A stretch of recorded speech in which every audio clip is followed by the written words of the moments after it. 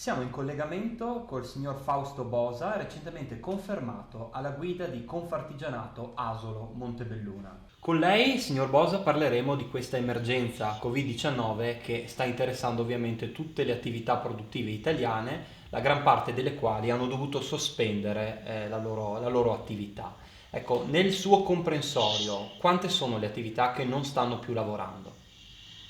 Allora il dato preciso non ce l'abbiamo neanche noi, ma credo sia è quasi la totalità delle nostre aziende socie,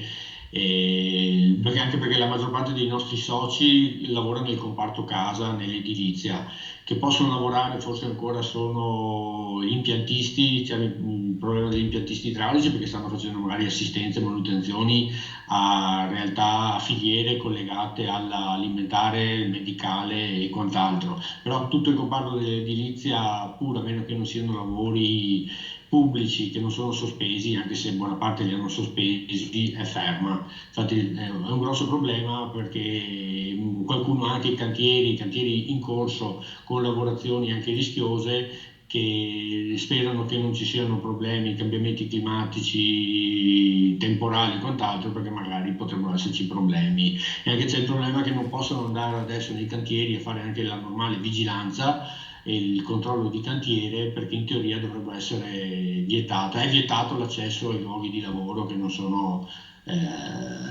ammessi dal decreto, insomma, quei codici Ateco che possono operare, però molti di questi che erano fermi, penso ad esempio alle pasticcerie e gelaterie, stanno cercando di reinventarsi con la formula della consegna a domicilio. Io ho addirittura dei casi di un nostro pasticcere della zona del Montebellunese che sta cercando di mettere assieme tutta una serie di operatori della ristorazione, della pasticceria, della gelateria e non solo, per raggruppare ordini e fare consegne a domicilio. Però sì, non è facile, qualcuno lo sta facendo anche con buoni risultati. So, ad esempio, mi raccontavo il caso di alcune pizzerie che Sì. avevano chiuso subito, che poi hanno aperto come pizzerie da sport, che hanno dovuto domenica scorsa chiudere perché non avevano più la pasta per fare le pizze. Però non tutti hanno deciso di operare così perché molti hanno la paura di mandare il proprio personale a fare le consegne perché hanno paura del contagio. E voi E avete quindi quantificato un danno rispetto a questo blocco delle attività?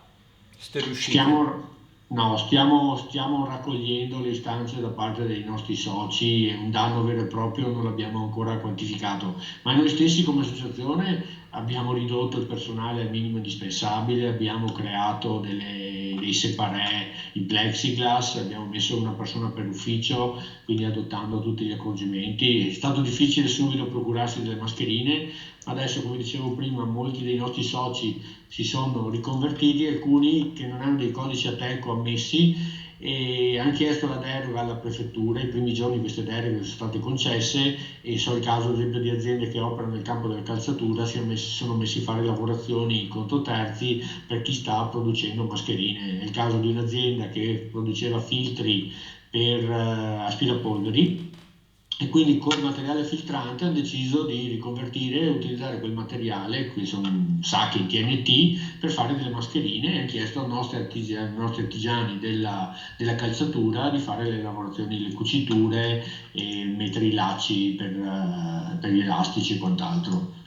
E nel E vostro quindi settore, anche sì. grazie a questi siamo riusciti a procurare mascherine che servivano a noi e le stiamo pubblicizzando anche ai nostri soci, per quelli che possono lavorare o per quelli che in prospettiva potranno lavorare, perché anche ieri parlavo col direttore della Camera di Commercio, quando ci sarà la riapertura sarà graduale, i primi che molto probabilmente apriranno saranno i cantieri all'aperto, però anche là dovranno esserci tutti dei protocolli di sicurezza sulle norme igienico-sanitarie, mascherine, distanza e quant'altro, che non è facile in certe lavorazioni dove le devi fare fianco a fianco. E dal punto di vista invece delle misure economiche da una parte e dalle restrizioni dall'altra imposte dal governo italiano, ecco, si poteva fare di più, si poteva fare meglio secondo voi? Beh,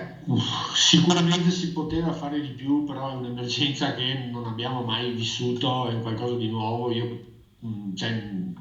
è difficile anche per chi ci governa a gestire questa emergenza con i blocchi che ci impone l'Europa. Noi chiediamo che venga immessa liquidità nel sistema e abbondantemente. Quello che vediamo e constatiamo è che ci vengono date delle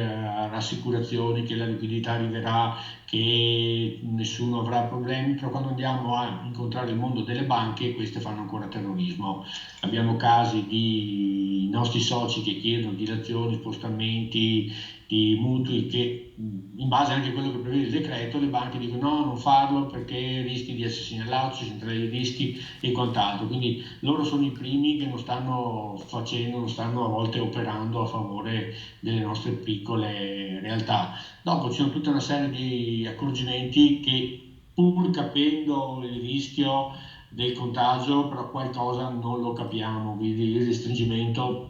l'obbligo sì, di quelle attività che non sono codice Ateco che possono operare, che non possono neanche entrare nei loro luoghi di lavoro se devono spostarsi di qualche centinaia di metri o anche di un comune, e quindi non possono a volte andare neanche nell'ufficio a fare le normali pratiche amministrative, che ne so, preparare anche, controllare gli estratti conto, preparare le ore da dare al consulente, o anche fare le piccole manutenzioni in officina, perché non possono, ripeto, uscire. Quindi noi siamo favorevoli al distanziamento sociale, però se uno va a fare una piccola manutenzione, si mette a posto, fa anche la contabilità per preparare, che ne so, uno stato di avanzamento lavori, e non mette a rischio la propria incolumità, quindi non fare lavorazioni dove uno rischia che dopo di andare a farsi male, andare a intasare strutture sanitarie che sono già in collasso, questo non lo capiamo. So che i primi giorni il prefetto ha dato le deroghe, ma adesso è stato molto ligio e non si concede alcunché. So che oggi c'è un tavolo in Camera di Commercio o un tavolo in prefettura e verranno portate anche queste istanze. Ripeto, noi eravamo e siamo per la chiusura, però se uno si sposta da solo o col nucleo familiare convivente, quindi non c'è rischio di contagio, e va a fare anche controllare lo stato dei luoghi. Penso alle aziende nostre che operano nell'edilizia, hanno dovuto chiudere d'amblè i loro cantieri e hanno magari apparecchiature gru a torre che in caso di vento si muovono, oppure altri problemi, perché nei cantieri sappiamo che in passato sono stati molti furti, e quindi vogliono andare anche solo a controllare e mettere in sicurezza, Non è possibile. non lo possono fare. Ecco, in conclusione, un messaggio per tutti i suoi associati, un messaggio anche positivo in vista della ripresa dell'attività economica e produttiva di tutte le attività e imprese italiane.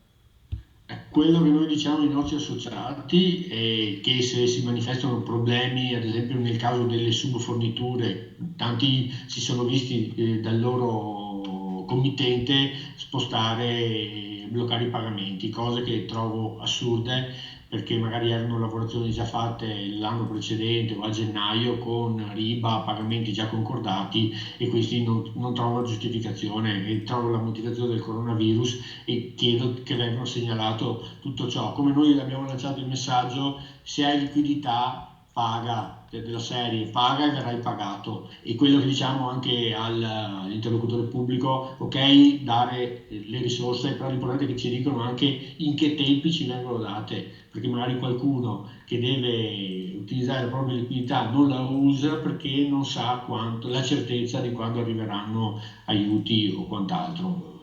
Ripeto, ci vuole un'iniezione di fiducia nel sistema, un'iniezione di liquidità. La cosa non sarà facile, perché non si partirà fin da subito. Abbiamo dei settori che sono stati i primi a avere il blocco, a avere la crisi, vedi quelli del trasporto persone, bus operator, quindi col trasporto scolastico, sono i primi, e per questi è quasi da augurarsi che non ci sia una ripartenza a maggio come qualcuno si auspica, perché se devono ripartire a maggio con i bus per fare il trasporto scolastico, e in un autobus dove portavano 40 persone ne possono portare 10, adesso sono in difficoltà perché sono fermi, poi dovrebbero mettere 4 mezzi per portare lo stesso numero di persone, che è antieconomico, antiproduttivo, quindi oltre il danno si sommerebbe danno su danno. Insomma, ecco.